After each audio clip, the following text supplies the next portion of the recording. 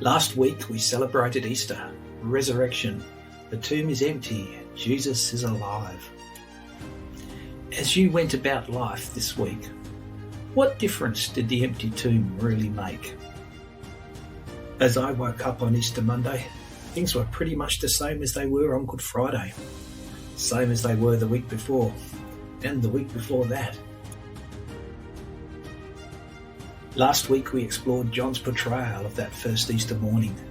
We saw Mary returning to the disciples with the disturbing news that Jesus' body was missing. We saw Peter and John running to the tomb to check it all out.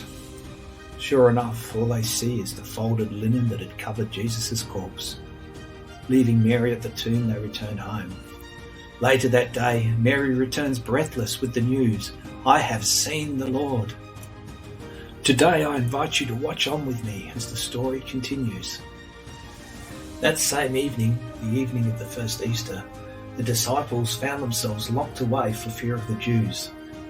They were afraid that those responsible for Jesus' death might come for them next. Their future was so uncertain. And so here they are, hiding behind locked doors. Despite the locked doors, Jesus comes and stands among them. "Peace be with you," he says. He shows them his hands and his feet, proving he's not a ghost.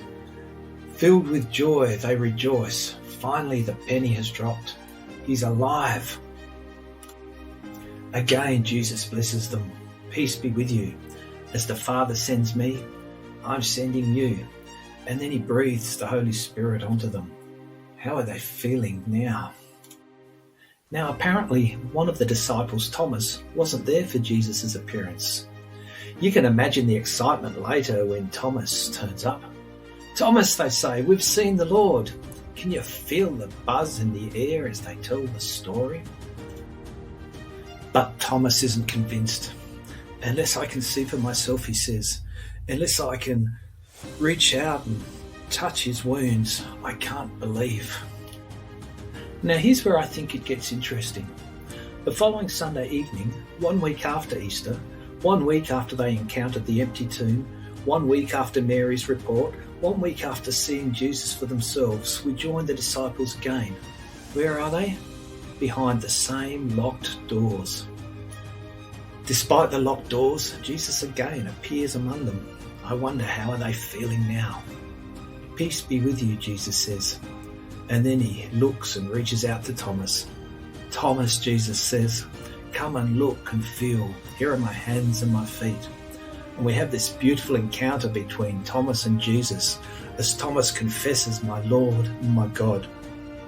Jesus tells Thomas that those who believe without seeing are even more blessed than those who, like Thomas, have seen him. And then John, writing the story, tells the reader that Jesus does many more miracles. They're not all written down, but enough is written down for us to believe. So here's what bothers me when I read this account. A week after the disciples saw Jesus, a week after they touched him, a week after Jesus breathed the Spirit on them and sent them out to do his work, a week later, what are they still doing locked behind closed doors? It's easy for me to look and criticise the disciples, stuck in the same place a week later. Why aren't their lives any different? But the real question for me isn't about the disciples. The question for me is, what difference has Easter made in my life?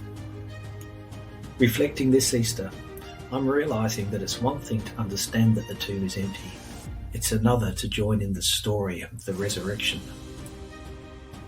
There's a difference between facts and stories. Facts inform our minds. Stories touch and change our lives. Facts are static. Stories are dynamic, ever developing. The empty tomb is a fact, something we need to understand. Resurrection is a story that's still being told, a story that Jesus invites us to be a part of. Take Thomas, for example. Sure, that first Easter, Thomas struggled with doubts. He had lots of questions, but they're the facts. How well do we know Thomas's story? According to tradition, Thomas spent his life travelling to India and sharing the good news of Jesus with the people of the subcontinent.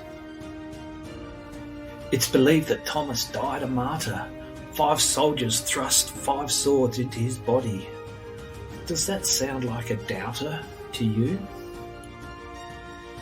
So, what are you struggling with this Easter season? The wonder of Easter is that, like he did for Thomas, God invites us into his resurrection story. Me, you, all of us to be part of his resurrected life here on earth.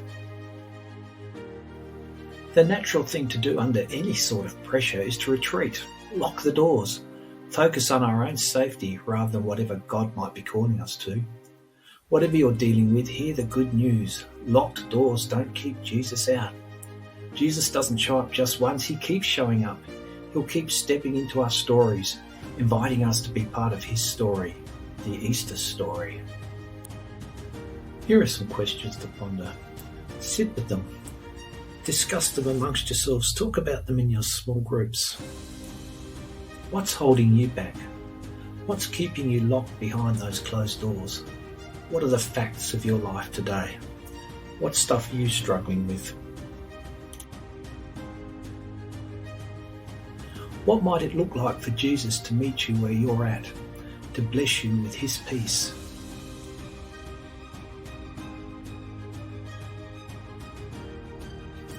As the Father sends me, says Jesus, I am sending you. What do you feel might be the next step you need to take as a participant in the Easter story?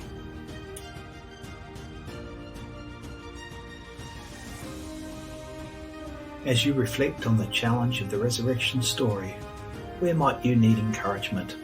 How can people be praying for you?